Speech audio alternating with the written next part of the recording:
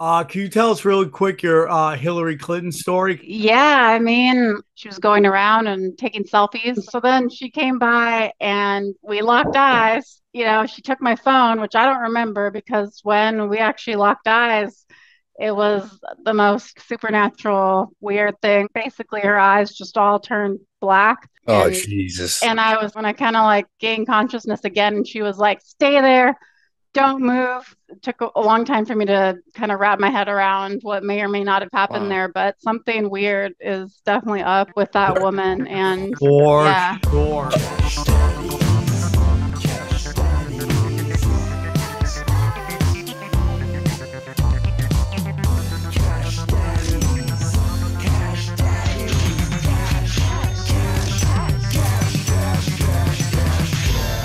Cash Daddies is for entertainment purposes only.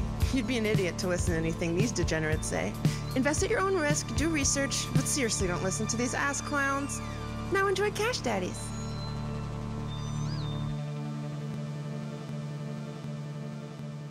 Welcome to Cash Daddies, where banking fatties, even in this crazy market. Join me as always from the space station, Jay Nice, Johnny Woodard. How are you, Johnny?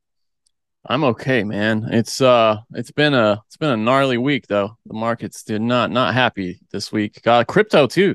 Bitcoin especially seems to be following the market down, and it's I really remember when they used to kind of operate independent of each other, or at least a little more independent, and now that's just over with. It seems that they're tied together now that we got institutional investors Yep, in crypto, they yep, follow the markets much more yep. closely, and that's disappointing. And in the middle of nowhere, in the middle of duck hunting season, how we doing? Yeah, what's going on, man? How are you? What's that? I've been up here What's that? talking to myself What's since last Friday. Last Friday, I'm up here just fucking fighting the bug. Jesus? What's Yeah, it's wild up here, man. There's just birds, and I ran into six huge turkey today. I tried to grab one, snap its leg because I got to eat. I got to eat up here I in the love wilderness. that you're hunting with your hands, bro. That's great. So, Yeah. how was your week, Howie? It was you know what? As far as the market goes, it's just we're fighting. We're fighting. I went in yesterday. Finally went in with some of the profits I made last week on uh Devon Energy and Home Depot, and I bought some SMH, which is the semiconductor industry, which has been pounded, slapped, smacked around, and it dropped another 3% today. So that to me, I think I'm going to bank on that. Uh, one of the stocks that I own and have a call on Meta. This absolute low life coward analyst from I think it's Atlantic Securities. The stock was at 141 3 days ago. It hit like 127 today, and this just fucking immature child came out and downgrades the stock after it drops to its yearly low. Which this is some of the this these are some of the analysts that we used to want to kill when I was in Wall Street. I shouldn't say kill, give them a beating. But it's like, why didn't you downgrade this shit last week, man? Why do you wait until it's in an all-time low down? Because what's going to happen? It's going to bounce back up right now, and then this asshole is going to put a strong buy on it when it's up another 20%. That's why analysts are the worst. Don't follow any analysts. It's always good if you own the stock, they upgrade it, you bank fatties. But what a douchebag call this guy made, and it dropped 2 points, but I still feel good about Meta. I really do. I But mean, overall, Meta, Facebook. I Well, don't know what's going on with them. I will say Meta had a big event today. They had their Meta Connect, and they announced a new premium VR headset, $1,500. They called the Quest Pro, $1,500. Their last device was about 399, three something, 375, something like that. So it's $1,100 more than their last device, but it's got a lot of high end features, and they're putting a lot of marketing energy behind it. I'm already seeing it's blasted all over YouTube. So we'll see. I just can't imagine. It seems like it's targeted more. It's called Meta. It's called Quest Pro. So it seems like it's targeted more at the professional environment. One of the big selling points is this interactive meeting that you can do, like an interactive conference room where you're in a room around a conference table with people. Now, I don't understand why you just wouldn't go to an actual room and stand around a conference table with people. But that's their future. That's their vision for the future, and this seems like the big first step toward that. So we'll see. Johnny, have you been in the metaverse? Well, it depends on what you mean. I mean, if you mean like interacting with people in VR where they have avatars representing themselves, yeah. I mean, Duncan Trussell was doing that shit. Brian Redband was doing that shit years ago. Brian Redband is still doing that shit. Yeah, but I mean, they've been doing it for a long time now, if that's what you mean by that. But I don't think that's quite the metaverse. Red hair and big tits. That's what he loves in the metaverse. Yeah. You can find that?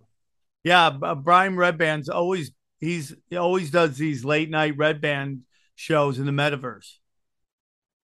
Yeah, that's what they said. His Japanese girlfriend. The big attraction is supposedly you can put the headset on and go to like any comedy show you want to. I don't know.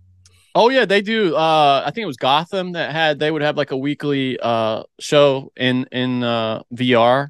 And now, I mean, it's limited. They also do a weekly NBA game in VR, which that's really cool. You can kind of choose. You're either at midcourt, right on the sideline, or you're like right at the first level, so you can see more of the action. But once the fidelity on that gets to near reality levels where you can't see the individual pixels, that's going to be so awesome, man. To be able to just sit courtside at a game, forget about it. You'll love it, Sam. You will absolutely, once it gets to that point, Sam, you'll do it. You'll absolutely do it. I guarantee you. It'll be interesting. Yeah, there's a few different pieces of news out there. One thing I'll tell you, I'll say right now is, all you hear is negative news on the market. And I haven't looked at my IRA in like 2 weeks because I'm getting smashed. I made some sells a few weeks ago and I went in hard on Caterpillar, Deere, Plug, NVIDIA. I went hard on NVIDIA again, dollar cost averaging down, and the TQQQ, which is 3 times the NASDAQ. So I'm talking to my girl today, and she's like, I want to see your IRA. And I'm like, this isn't going to be good. So I pulled it up, and the number is way down from where it was. But I pulled up 3 stats because it gives you like a little chart. Fidelity does. In the last 2 years, my IRA is up 402.16% in the last 2 years. In the last year, or year to date, right now, I'm still up 21% year to date. And I think the S&P is down about 35%. NASDAQ's down near 40. In the past year, 365 days, I'm up 121.49%. Now, if you ask how that's possible, it's real easy. This is a buy and sell market. You can't buy and hold in this market because if I had just bought and hold everything over the past 2 years, I'd be down 30-40% right now. Just so hold on, you were up 400%. Now you're down. Now you're only up 20%. No, just for the year. Okay. I'm up in the past 2 years till where the market is now. My IRA is up 400%. Remember, I made a few calls early on with Tesla and a few other things. But I'm up 400% the last 2 years. I'm up 121.49% in the past year. And this year, even though the market's taking a beating and my stuff right now is down, I'm still up 21%. Just because it's called money management. It's when you hit a certain point or you think you've made a nice 30-40% profit, sell. Do you put all that money back into another investment? Hell no. You put what you made on it, the profit you made on it, and the rest you keep in cash. So up until 2 weeks ago, I still had 22% cash, which kind of saved me.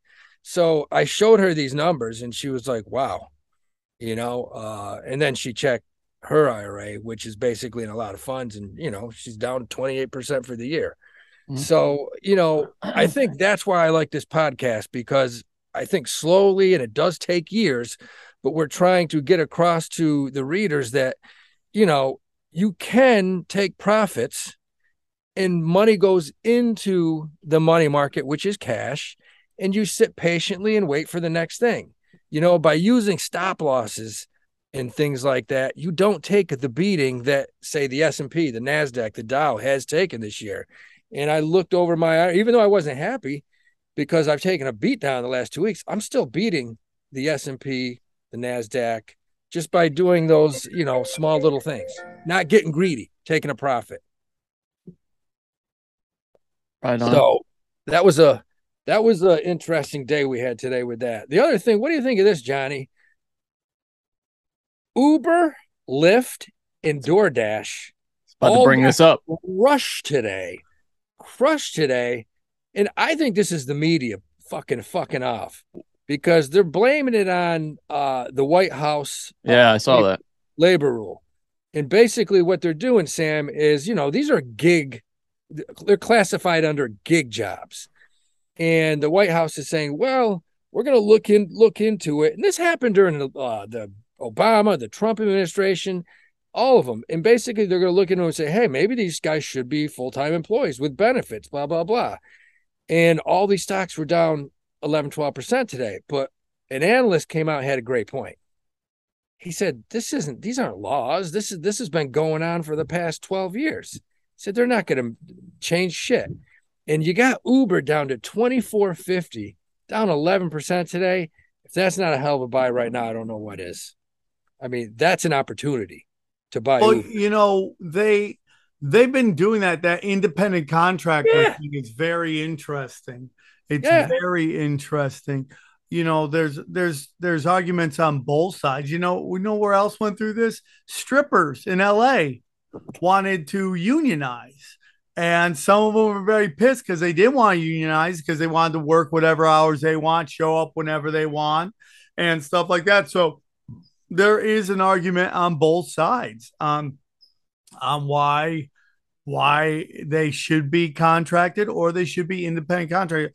The most interesting one is the UFC, obviously. That's the most interesting because they're trying to say that they're independent contractors when they tell them like who they're fighting, when they're fighting, how much they're fighting for, and whether they can wear logos on their gear. And I understand the business model, and I think Dana White is an amazing business person. And every time I've ever met him, he's been nothing but nice.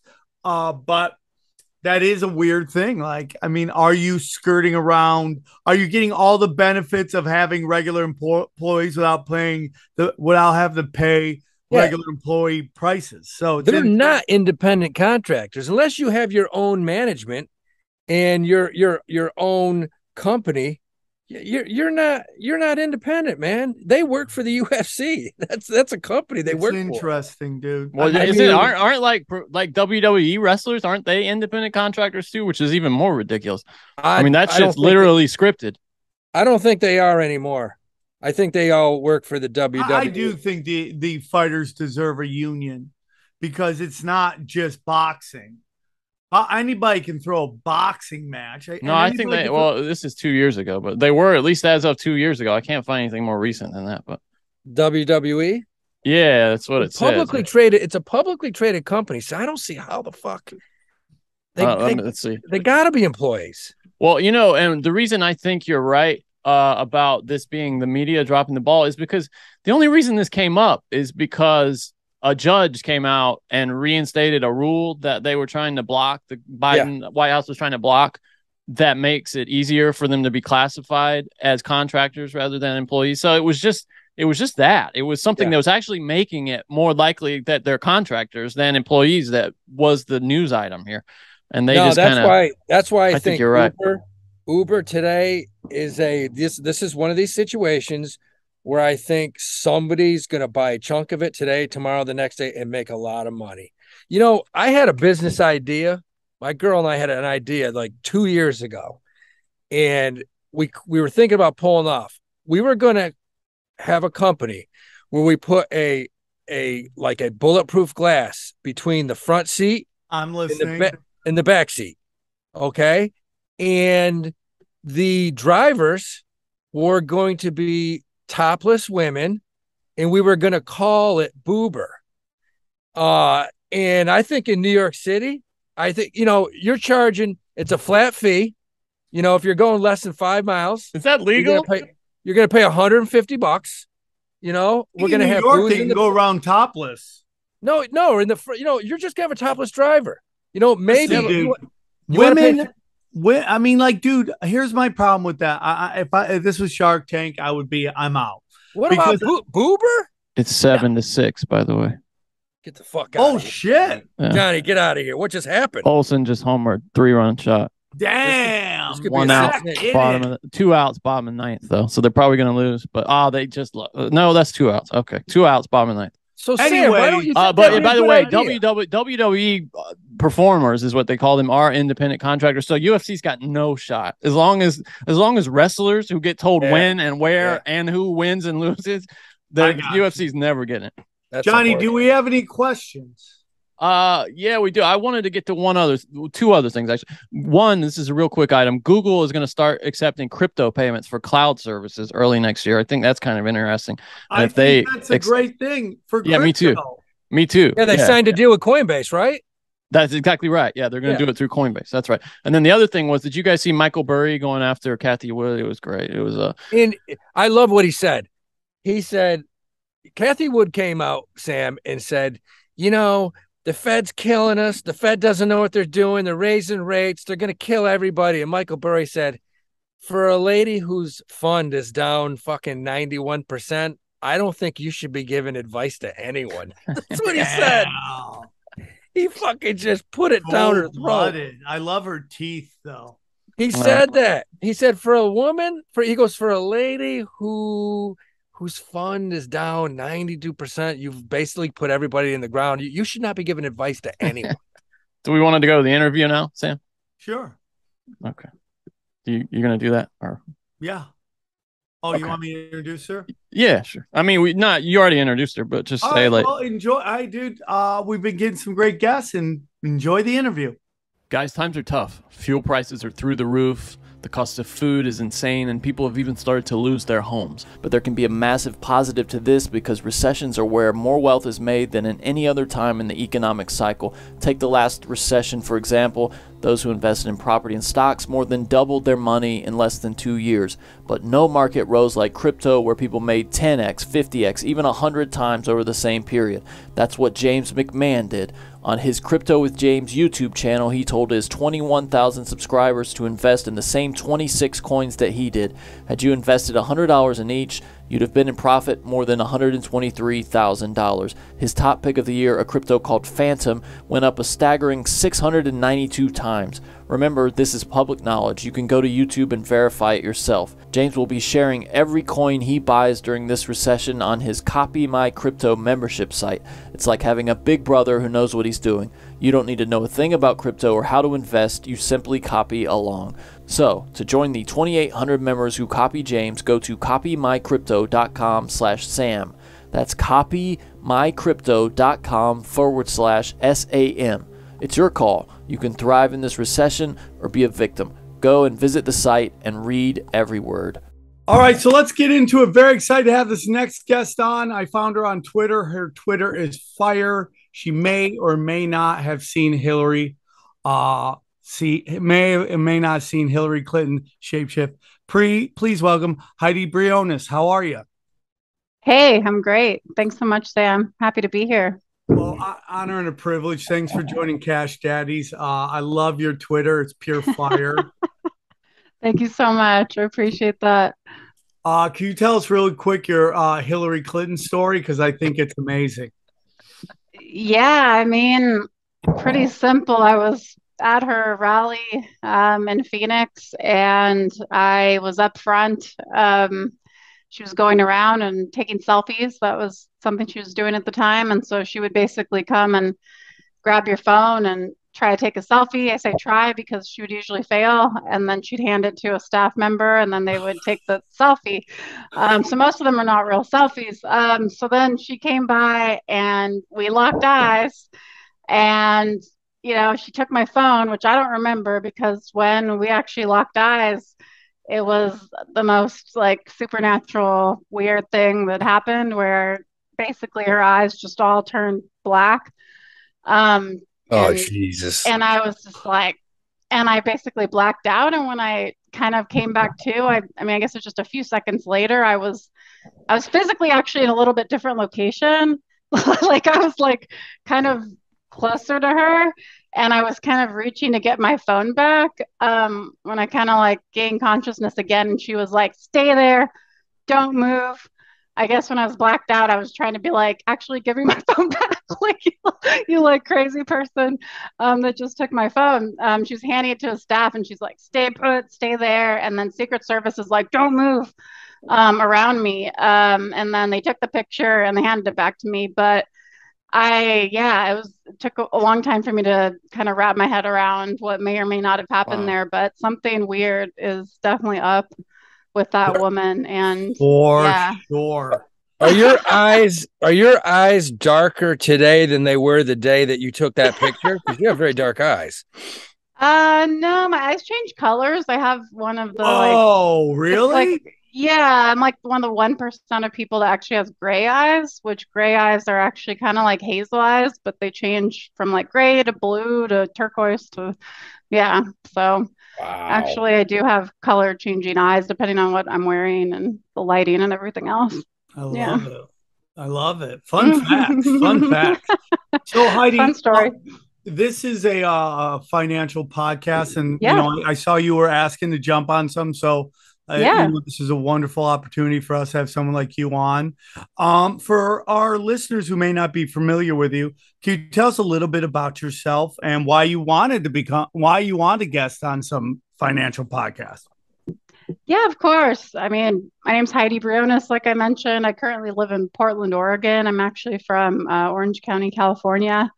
Grew up there, but I've lived all over pretty much. I mean, I lived in Santa Cruz for college, and then I went to Taiwan and taught English as a second language. I actually read the book 4-Hour Workweek, and he talked part of it about you know, traveling and figuring out, you know, what you want to do now rather than a delayed you know, retirement type of situation. And one thing I wanted to do was travel and teach English, and I figured do it while I was young. So that's part of my journey. I did that for about a decade. I taught English in Taiwan, South Korea, San Francisco, LA, Arizona as well.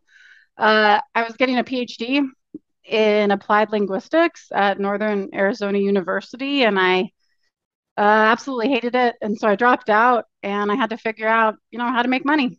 And I didn't have really the skills since I had been a teacher and an academic most of my professional life. But I did know that I was good at sales. I had had a few sales jobs in the past and did really well. So I decided to just go full speed ahead and learn sales and business and figure out how to market myself. And that's part of my story there is now I own my own business. I did have, you know, a stint in politics, obviously, in between, but I own my own business now where I help small businesses and startups with business development. You know, currently working for a startup that finds engineers for other startups using arbitrage and the global economy. So, yeah, I really was interested in talking to more people about how, you know, people like myself who are maybe, you know, kind of traditional, like academics, have a lot of school debt, you know, maybe don't know how to make money, maybe don't think that they can actually, you know, have their own business, have side hustles, figure out sales, figure out marketing, and do their own thing and be financially free, because we can't really depend on pensions and, you know, stable incomes and jobs anymore. So interested in chatting with you guys and seeing if I can drop any knowledge. Well, I love it. Do you think, because I really think your teaching background, and I've talked to a lot of people about this, but I think anyone that comes, because I come from a teaching background, I think that turns over to sales, because I think if you can teach kids, I mean, selling something is not that hard. You're dealing with 30 kids in a room. You're selling some shit right there, man. I mean, you got to tell kids, look, you know, how to wipe their asses, how to read, how to tie their shoes, why daddy ran off with the secretary. I mean, you're like, that's a lot of different shit you got to do. So don't you think coming out like sales isn't that hard compared to teaching?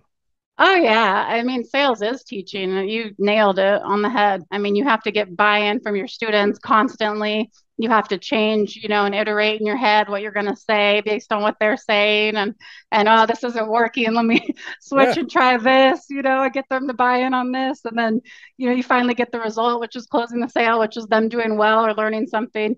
It's essentially, all of the same skills, just reapplied. And you obviously were a teacher because that a lot of people don't realize that teaching is sales. And then dealing with the administration, dealing with the parents. The parents are, that was another thing too. I mean, parents can be tough. Yeah, luckily I taught in Asia where parents are kind of like whatever the teacher says. That's awesome. Goes. And then I would have loved to. US, I taught in the the US. I would love to have taught in Asia because like the American mothers were bad enough, but it would have been so fun dealing with the Asian mothers. Yeah, they would just go with whatever you would say. Like it was pretty crazy. And then there was a language barrier too, so I'd be going in between like Chinese teachers or Korean teachers. Well, actually, no, I only taught adults in Korea, so Chinese teachers. So yeah, that was fun. But yeah, it's all the same skill set. And I think that, a lot of people are scared of things like sales or starting your own business or marketing themselves. But they're already doing it. In my book, you're already probably doing sales, whether you know it or not, so why not, take those skills and use them to, improve your situation and make some money. Instead of just relying on these institutions that are kind of failing before our very eyes. I totally agree with all that. And, we keep hearing this economy is crashing all around us and all that stuff. But maybe because I live in LA, I don't feel it as much. But I also feel that more than ever, people are diversified on their revenue stream. So there are a lot of people that have side hustles, so they don't feel it as much. Yeah. It's kind of the new way of operating. So, I go on the road doing stand up and I have people who love this show and love my other podcasts. And they always thank you for helping me change the way I'm operating. Help me. I have people come up to me, hey man, I'm starting my business. I'm super excited. You got me motivated to do it. What do you think are the biggest obstacles people think in their heads to starting a business? Like, where should they start? And what do you think they should focus on? Yeah. Well, these days, there's so many resources and free tools. I think that that's a good thing and a bad thing. People get bogged down thinking, I have to know everything. I have to buy everything. I have to have all these tools. And I would say just keep it way more simple than that. When you're first getting started, what you should be doing is finding one thing that you can do, that you want to do, you would feel confident, charging money for, like could be a service, probably going to be a service at first. And then call people that reach out to people that you actually know first and have them pay you for it and get some money. Like you don't need a website. You don't need like all these tools and all this like tech stack or whatever. Like that's great. Like you can get that, but you're not quite there yet until somebody's paid you to do something. In my book, you don't even necessarily need, your business license, all this stuff. That's stuff that can come like when you have something that's proven that that you can do and people will pay you money for, and you have like at least one satisfied customer that you helped, then you can work on that. So I think people try to go backwards and think that they need to have, everything all set up first and then they start the business. But that's not how it works. You need to make money and, find somebody that wants to pay you, and then you have a business. And then the rest of it is just legal, BS, That's great advice. That's great advice. Like, just keep it simple. We have no idea how lucky we are just to have this. Yeah. Because if you think about the last, I don't know how many centuries, people started business with nothing. And that way, you have a phone. You can do anything. You can You can cold call clients. You don't have a client. You don't have a business. Go down a street, knock on doors, call people. Oh yeah. It's really amazing on one end how easy it is to make money today. And on the other end, how, in my opinion, the work ethic has dropped so much because of this. People are distracted so easily. And like you said, you don't need a whole lot. You need 2-3 simple things to go out and start generating revenue in anything. Yeah, anything really. And most people have the skills already. Like, I'm sorry, if you're on social media all day and you're making videos and you're, typing tweets and people are engaging, and I don't even care if it's a lot of engagement, but you already have the skills. Like, you're already a copywriter, you're already like a videographer, pretty much. You're already a marketer. I mean, you're doing things without even knowing it for free all day long. And it's really just about getting that first person to pay you for it, making them happy. Not always possible, but hopefully making them happy. They can write you a testimonial, and then you get the next one, and then you get referrals, and you just go that way. It's really not that complicated. But I think that's just people have been taught that starting a business is this big endeavor, or it's like something crazy, but it's like, no, it's just something you could do like 1 hour a day to get started. Just like think of something and set aside that hour and be like, I'm going to try to call some people that I think might need what I can do and see what happens. And then if it's not working after a while, then I'm going to change it up and then I'll try something different. That's what everybody does. Like every single, business in the history of ever, you just try it on a small scale. If it works, then you scale up. And that's how it works. So it sounds like you have, and tell me if I'm wrong, but it sounds like you have a talent acquisition company directed towards engineers in a specific field. Is that kind of what it is, or? Yeah, it's not my company. They're actually, I actually work for them.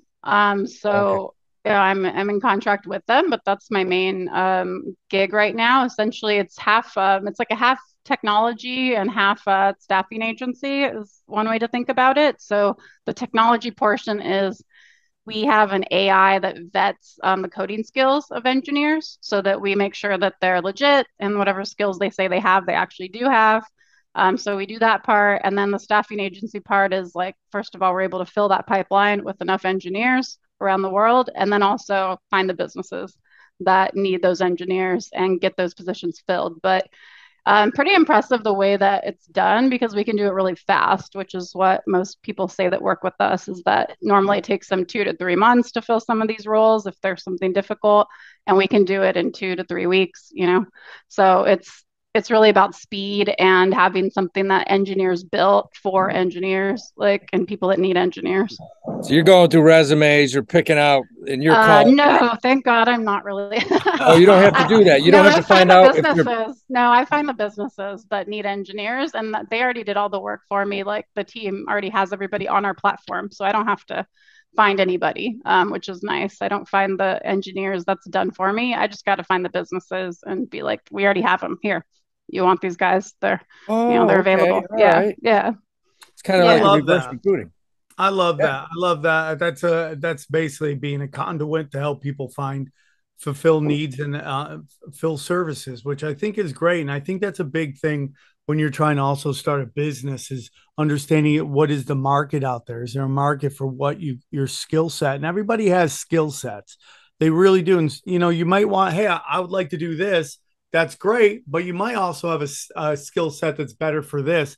And don't be afraid to fail. I think that's a very big thing. Don't be afraid to fail. We've heard 1,000 stories about Kentucky Fried Chicken, Colonel Sanders, 99 places turned him down, and then the last one got him. So this is part of the gig. You just have to start somewhere. And I just want to kind of go back to, again, the beauty of social media. When I'm a stand-up comic, when we would tour, we would have to, these comedy clubs would have to buy newspaper ads, magazine ads, go on radio, and now they don't have to do that anymore. Very rarely do you see that happen. If they just have a great social media person, and it just takes studying the land. There's so many YouTube videos that can teach you how to use social media correctly, how to promote your business and stuff like that. And you just got to become CEO of whoever you are and your life, and that's just how it goes. Yeah, absolutely. I mean, I think there's also the part of that you mentioned is, you have to have kind of a short-term plan and a long-term plan, in my view, because you need something to keep the lights on. Either that's your 9 to 5 or your day job, or it's some skill that maybe you don't love doing, but you're good at. I don't necessarily love, SDR work, like making these cold calls and sending all these emails and all that. I'm not that's not my passion, but guess what? It keeps the lights on. I'm good at it. It pays the bills. And then you have your long-term plan. And that's kind of my own business and wanting to create these products for people that want to be SDRs and like training them and teaching them and coaching, and those types of things are more my passion. And that's my long-term, goal. But you have to have both, I think. So some people think, oh man, well, I just want to do this one thing I'm passionate about, but I'm not going to do it because it'll take too long. And it's like, okay, but you probably have something else that won't take too long, right? That you could do right now that maybe you don't love, but it's going to enable you to do this other thing. And maybe that just is your job. Maybe that works. Maybe it doesn't. Maybe that's not the route, but you have to kind of think of it as you can do multiple things at once, as long as you're able to keep that in your head. Like, hey, I have this cool thing I'm looking forward to, which is when I have X, like my, huge business or my passion project comes through. But then I have these other little things that I do that maybe I don't super love, but hey, people, pay me money for it.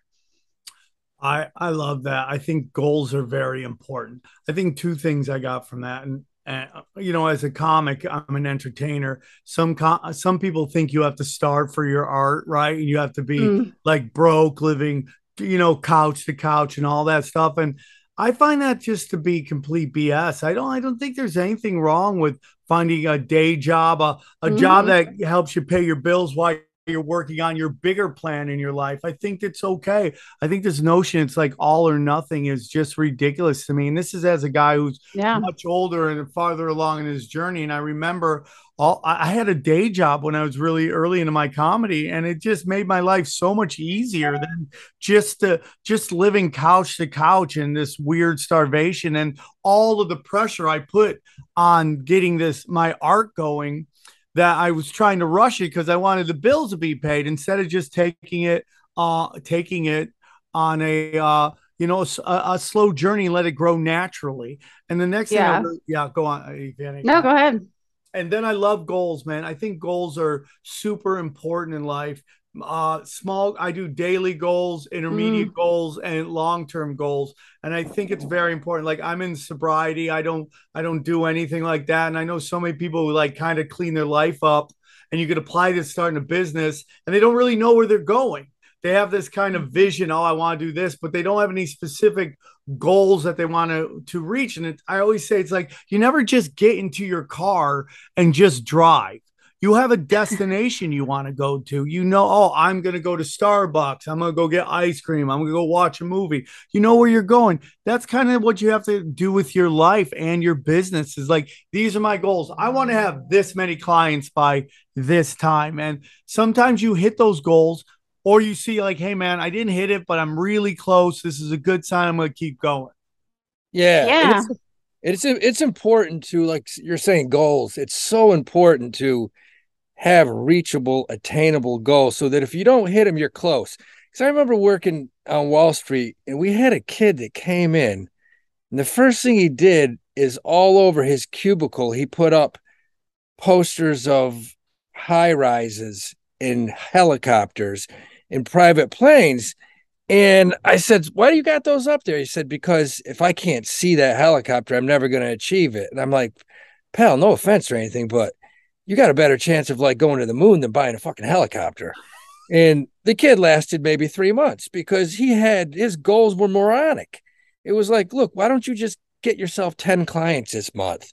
Don't worry about flying a fucking helicopter. I also don't think there's anything wrong with that. He may not have been perfect for that job, but I think making some simple goals like 10 clients and then having a private helicopter is I really thought Howie was about to promote The Secret. I thought he was about to be like, and that guy's now the VP of operations. But I do believe in manifestation. I do believe in law of attraction. And I think those are very important things to have. I think there are realistic goals as well, but I don't think there's anything wrong. It's free with believing in greatness now, or really lofty goals. I also believe there's an old saying, faith without works is dead. If you don't put that's in the Bible. work, that's not an old saying, but yeah. Yeah, well, okay. That's pretty old. It was the Quran. It is still an old saying, though. I didn't say my grandpa made it up. I said it is an old saying. Somebody the Bible once said is old. Some people might say, but what the hell's that saying again? Did you just say? What was that? Faith without works is dead. Okay, and that means I don't even know what that means. Okay, faith without works is dead. I'm literally about to just tell you what it means. It means that if you don't put in the work to attain your goals, it won't happen. You have to, you can't. That was my problem with The Secret. They'd be like, I thought about checks and checks would just show up. And I'm like, you're just trying to make the law of attraction look stupid, in my opinion. You're like, that's not how it works. You have these visions, and then you have to attack them and work on them. And like you said, Heidi, maybe an hour a day, whatever it is, just a little bit towards your goals. Your thoughts? Yeah. I think it's great to have both. I mean, I think you can have really big goals, but I think you should use them to kind of reverse engineer them. So like maybe you want a helicopter, let's just use a helicopter. Okay, whatever. Maybe you can't like buy a helicopter, but you can like rent one, and you can find out how much it would be to take a helicopter lesson or to like fly in one for a day or something and get the amount and then write that amount down and be like, cool, how many sales do I have to make? How many clients do I have to get that amount, and then go fly in that helicopter and see if I even freaking want it. So I think that you can do that type of a thing, and that can be really motivating because then, you're working towards something that's exciting, but then you have to know the numbers too. You have to get like, how much does that like thing cost? You can't just stare at it. You got to be like, how much does that cost? What did that person have to do to get it? Can I talk to somebody that has a helicopter and be like, how'd you get your helicopter? And like, what did you do specifically, like exactly to get it? So these are the types of things that you can do. And if it excites you, if it's like a car or whatever, a helicopter, a motorcycle, whatever you like, then yeah, find out how much it costs, find out what that person did to get theirs, and reverse engineer it for your life and be like, oh, okay, so then I only have to make 50 calls a day. You find out to get that in a year or something, like whatever it is. And then now you have something that you're working towards. So now when that hour comes every day, you're like, cool, I can make these 50 calls because I know that like, these numbers will work out and I'll be able to get XYZ when it gets to the end of it. So I think you can do both, and you can visualize, and then but you have to have the numbers too and reverse engineer what you need to do. To get a helicopter, you'd probably have to make more like 50,000 calls a day, find out who the maintenance guy is on that helicopter. Because if you know anything about helicopters, when the hydraulics go down, the helicopters usually end up in the Hudson River. They're not the safest things. It just, the kid had one on. It really didn't last long, man. Okay. Maybe a small airplane. Okay, maybe we shouldn't be dreaming of helicopters. Think about something else, a puppy or something. Well, I don't know. You could go on a helicopter ride in Vegas for like a few $100, I think. So like, I don't know. We'll see. So I want to talk about business development and prospecting. Yeah. What are your thoughts on that? I mean, that's what I do day in and day out. So I think that the top of the funnel is probably one of the most important things in business. And if you know how to generate leads and, book meetings with your ideal prospects, then you're pretty much golden, I think, and anything you would ever want to do. Talk to us about generating leads, because in my opinion, that is the most important thing of starting any business. So tell us about that. Yeah, I mean, nowadays there's so many different tools. It really depends on your business and what your offering is, but I use mostly social selling, emails and calls, and a combination of all three. You have to use like multiple channels normally, but I find LinkedIn to be an amazing tool, especially if you have LinkedIn Sales Navigator, can give you an edge as well. But even just normal LinkedIn is still super powerful. And I think the hardest part is normally like data quality if you're making calls. So that can be super expensive. But you can get around that by using social selling and email as well. When you say data calls super expensive, that means buying a specific list? Yeah, or just having access to business leads, like phone numbers, can be very expensive. I mean, not just like the corporate line, but I mean direct lines or mobile numbers of the people that you want to reach. So that can get pricey. I mean, it depends on what you mean by pricey, I guess, and it depends on what you're selling and who you're trying to reach. So multiple channels seems to be the best thing that works, and using some sort of sequencing tool to keep yourself organized, whether you're actually automating parts of this process or not. You need some way to stay organized. So you need to be able to put your lead into a sequence, into a cadence, and be like, I'm going to call them this many times, I'm going to send them this many emails, and I'm able to see my tasks and log in, because that's one of the hardest things about prospecting is keeping everything organized and following up and making sure that you're reaching out. Or something like that. Currently I don't have Salesforce. I'm using Outreach as my sequencing or prospecting tool. So to send my emails, keep my tasks organized, make calls and log them. And I also use a dialer as well to make more calls than I could manually. And I also am using some other social selling tools as well. One of them that I really like is Dripify for LinkedIn. You're able to um, find like a list of, let's say, I mean, I reach out to tech guys. So let's say it's like CTOs in my network that are maybe second level connections. I'm able to have that list, put them into a sequence, and it'll essentially automate the process of me reaching out to all of them. I'll be able to like their posts, follow them, try to connect with them, send them a message, and eventually fill my pipeline with my ideal prospects that I already know or that my friend knows. So there's lots of tools, I think, these days that can make a lot of this a lot easier. But when it comes down to it, obviously you still have to use your brain. And the most important prospecting tool, I think, is, in between your ears. You're going to have to know who to reach out to, what to say to them, how to make it not generic, how to, know who the heck that person is and what they want and what they care about and make it hyper relevant to them and whatever they're dealing with so that you can, express that you can help them. I have one last question. I mean, everything you're saying, people that are starting a business, they should really listen to you because you're mentioning one thing that a lot of people tell me it's a lost art, and you're talking about automated calling. I mean, I remember making 500 calls a day, sometimes using two phones. Mm-hmm. But is cold calling a lost art, and do you think it still has benefits? Oh yeah, it definitely still has benefits. I would just say maybe it's not the best way for everyone. I do know a lot of SDRs that are just killer at emails or killer at social selling, and for them to cold call might actually be like a waste of time for them. They might need a warm call. They might need to call somebody after they've had a conversation or after they've sent an email and they've looked at it or after something else has happened. And then that can kind of warm that up and make it a little bit easier for them. I think that to be really like a savage at cold calling is, I think it takes a rare breed to be able to do that day in and day out. Can anybody do it? Yeah. Can you get better at it? Sure. Do you mentally like want to do that day in and day out? I would say most people don't. Most people eventually are going to want to move away from that. They either want to hire someone else to do it at some point, or they want to figure out a way to scale it. So I think that dialing tools like dialers, power dialers, parallel dialers can really, make that learning curve, a lot better for a lot of people. They can get more conversations quicker because that's one of the most brutal things about cold calling is just not getting through to anybody and being Yeah, like, shit, I made like 200 calls today and I only talked to two people. That's yeah. brutal. You're not going to want to do that forever. But if you have a power dialer, you have some technology backing you up and you can get that conversation up like to 20 conversations in that day. Then suddenly you can get way better. You start having some wins and you start being like, this does work. And my skills are improving. And I think that, yeah, using technology is key these days to really just speed it up. I mean, we don't need to manually dial anymore. I used to make like 500 calls.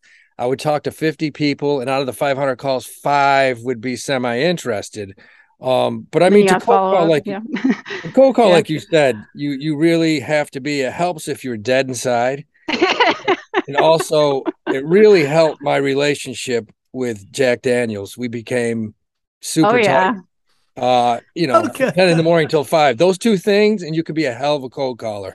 Yeah, Yeah, I it's wouldn't brutal. drink though if you were trying to start your business. I think drinking probably doesn't help. Both In things. sales, yeah, it's pretty hard to not drink when you're in sales, but yeah. So, Yeah.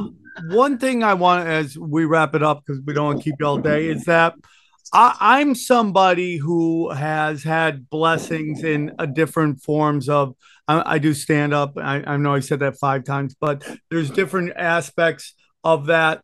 One thing is I run a very popular live show in Los Angeles, and one thing that I've practiced in my life is abundance, and that is giving it away. And I think we've all ran into businesses or landlords or people that practice scarcity this notion that there's only so many resources, you have to cut corners everywhere on everything. That's where you make money. I don't believe that at all. I think the more you give out, the more love, the more you hire people, the more you help people, the more your businesses thrive, the more you help your employees.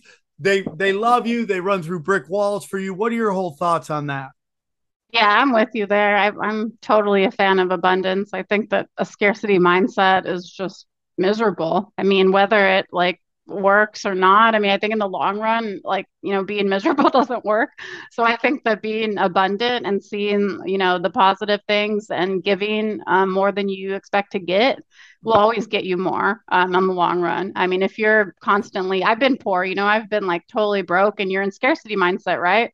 So everything becomes so stressful, right? And so like important, like any little thing that goes wrong is like the worst thing ever when you're in scarcity and it could just ruin your whole life. But when you're not there anymore, when you get to like a certain basic level of like comfort and you can give and you feel that way, then everything just starts coming back to you, I think tenfold. I really do. I think that the more you're able to be generous, the better it is. And sometimes when I'm struggling, I'll just do something, just to be generous. Like I'll just give somebody some money. I'll call somebody and be like, what can I help you with? And then suddenly like, oh, guess what? Everything that I want to do for me that's selfish starts working out so much better because I just, had that law basically of abundance that you're just like, there's enough for everybody. It's not a zero sum game here. Like everybody can win. Everybody I'm working with can win. All my clients can win. All my competition can win too. It doesn't matter. Like everybody's here and there's tons of opportunity. Well, competition, in my opinion, helps your business. The more True. competitors out there, the better you're going to do because yeah. it's a business in need. But no, I agree with both you guys on all that. It's a karma thing, dog. Yeah, I agree. Heidi, one more time, where can they find you? What your website, your social media, anything at all? Yeah, I mean, Heidi Briones, on Twitter. You can also find me on LinkedIn if you like that kind of thing. It's the same thing, my first and last name. The company I work at right now is insquad.com. Feel free to check them out. And if you, do need engineers or developers, you're building software, let me know. Happy to help build that team for you. And yeah, that's pretty much it. I think you can find everything there. I got a newsletter and other things, but if you go to the Twitter, you'll find it all. Well, we appreciate you coming on our show. It means a lot. You were great. And I love your Twitter. So definitely check out her Twitter. She's great. Thank you, Heidi, for coming on. We appreciate Thanks, guys. Yeah, I appreciate it, Sam. Thanks, Howie. Good stuff. All right. Thanks, Johnny. Take care. If you're anything like us at Cash Daddies, you have a certain tendency to put things off until the very last minute. Sam hasn't been to the dentist in 7 years. And while most of the time that works out, the one thing in life you really can't afford to wait on is setting up term coverage life insurance. You've probably seen life insurance commercials on TV and thought, yeah, I'll look into that later. No. This isn't something you can wait on. Choose life insurance through Ladder today. Ladder is 100% digital. That means no doctors, no needles, no paperwork when you apply for $3 million in coverage or less. You just answer a few questions about your health in an application. Ladder's customers rate them 4.8 out of 5 stars on Trustpilot, and they made Forbes' best life insurance list for 2021. You just need a few minutes and a phone or laptop to apply. Ladder's smart algorithms work in real time, so you'll find out instantly if you're approved. No hidden fees, cancel any time, get a full refund if you change your mind in the first 30 days. Ladder policies are issued by insurers with long, proven histories of paying claims. They're rated A and A+ by AM Best. Finally, since life insurance costs more as you age, now's the time to cross it off your list. So go to ladderlife.com/cash today to see if you're instantly approved. That's LADDER life.com/cash, ladderlife.com/cash. Thank you, Heidi. That was awesome. And, our guests have been fire lately, and it's only getting better. She was great. I love that she's very funny, and I enjoyed Knuckle Dragger Howie and Super Progressive Heidi having fun conversations about Braves I'm lost. the progressive one, pal. Braves lost. I'm so sad. Braves lost. You want to do questions? Let's do some questions. All right. This is from Invisible Voice. In the early days of Cash Daddies, you guys talked about GMBL, that esports thing. It's now at 11 cents. Would you buy it? TD TD Ameritrade has it has special margin requirements for it. What are the risks if it goes to zero? He says. I wouldn't buy it. Guy that used to be on the show was the one that pushed it, but no, I wouldn't buy it. Okay. Daniel Ibarra asks, how low can BlackRock go? I'll tell you what, it took a beat down today because a lot of those Republicans, I want to say they pulled couple $1 billion out of there because of man. And I hope that's the beginning of a lot of stuff. And BlackRock is behind a lot of the problems we have in this country right now, and people need to understand. I could easily see them throwing Larry Fink under the bus as the bad guy to try to get everybody to get off it, but I'm happy somebody. Yeah, I think some group in Louisiana pulled like $700 million out of their portfolio. So I'm very excited about it, and keep going. Right on. I'll tell you what, while you're on that subject, I did a show about a week and a half ago in New York City, and I ran to this girl after, and she works for Blackstone, and I'm like, you work for Blackstone? So we got talking. And I said, you guys own a lot of stuff. And she looked at me real close and she goes, you have no idea what we own. I swear to God. She goes, you have no, she goes, Blackstone, we own a lot more than Black Cube. Blackstone. She goes, we own a lot more than you think. Damn. I was like, Jesus. Yeah, dude. She's probably a fucking lizard person. Over on Instagram, Mikey asks, Howie, do you think that pensions are a Ponzi scheme? I know that they aren't that popular in the States, but in the UK, they have become mandatory for every employee. No, they're very popular in the States. Every single teacher, fireman, policeman. That's pretty much why you do those jobs. Carpentry. No, I mean, there's a lot of different truckers, a lot of different unions with pensions in the United States. Look, there needs to be somebody watching. There needs to be checks and balances because look, if you know anything about the 50s and 60s, even 70s in the United States, you had a little entity, which I don't want to get into, that had a lot of control over these pensions, and organized crime. And a lot of them didn't have the amount that they thought they had in them. But I think if they're properly run, if they're, if you have good investment advisors running them, pensions are great. I mean, if they do that 7, 8, 9% every year, like the market does, you're in good shape. But no, they do have problems in England right now. Jesus, that's bringing in the Bank of England. Speaking of BlackRock, did you guys see, Sam, I wanted to see if you saw this about Louisiana's treasurer divesting almost $800 million of state funds from BlackRock. Isn't that interesting? Yeah. That's also great. Okay. I want more. I hope people get the balls enough to do it. A lot of people. I've lost my screen here. Hold on. I'm going to have to cut this out. Hold on. I lost my screen. Just a second. I wonder what my neighbors would do if I just ran into that lake naked right now. Okay. Thinking about doing it. Let's see. Why isn't this loading? All right. MX Joey asks, Sam, I know you're big on XRP, as am I.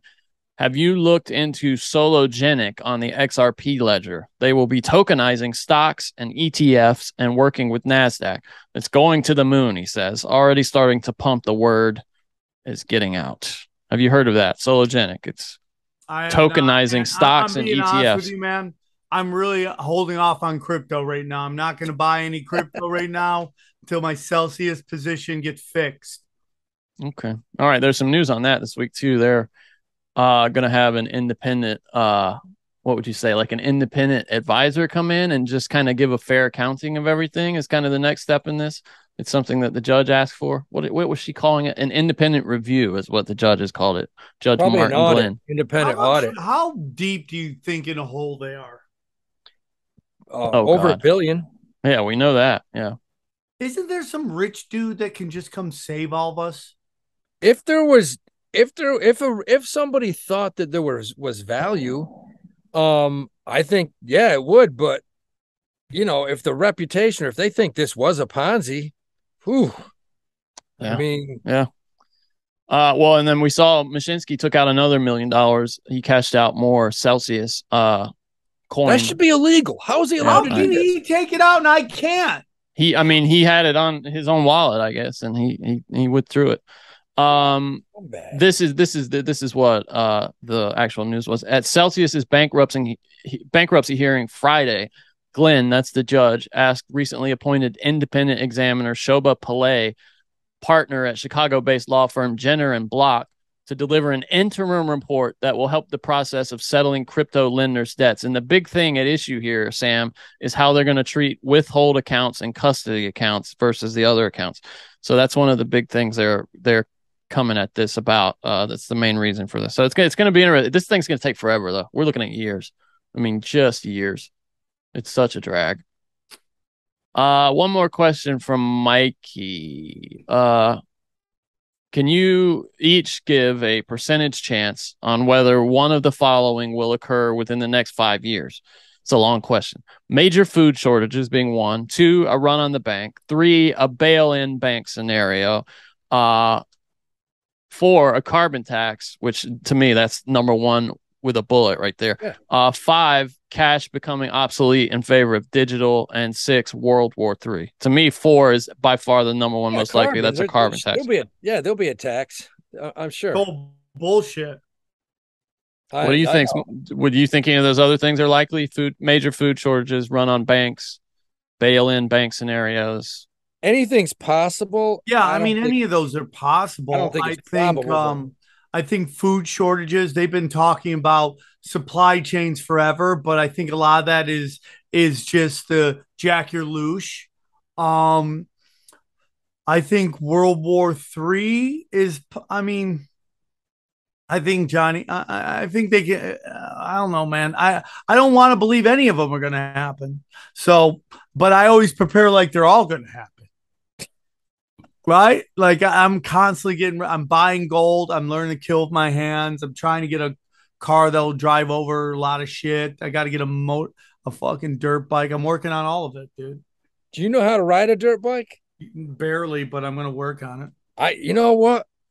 This is really embarrassing, but I rode a 3-wheeler naked when I was 18 years old at a graduation party, but I've never driven a motorcycle in my life. 3-wheeler is illegal now. Remember that? Yeah. They outlawed those things in the 80s. Oh, believe me, that thing was dangerous as hell. I almost lost both testicles. Flip right over, dude. Those things flip right over. I remember we used to have one.